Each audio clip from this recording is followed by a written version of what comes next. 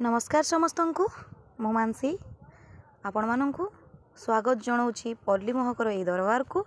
चलतु जानिबा आज गणपति प्रार्थना।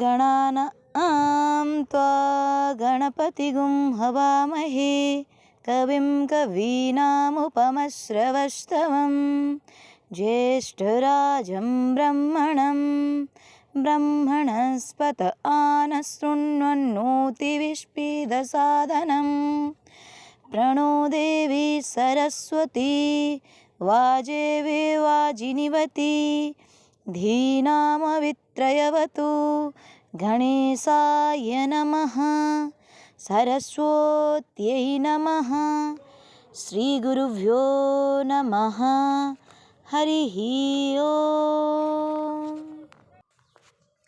गणपति अथर्वशीर्षम्। ॐ भद्रं कर्णेभिः शृणुयाम देवः भद्रं पश्येमाख्युभिर्यजत्रः स्थिरैरङ्गैस्तुष्टुवागुंसस्तनुभिः व्यसेम देवहितं यदायुः। स्वस्ति नो इन्द्रो वृद्धश्रवः स्वस्ति नो पूषा विश्ववेदः स्वस्ति नोस्ताक्ष्यो अरिष्टनेमिः स्वस्ति नो बृहस्पतिर्दधातु। ॐ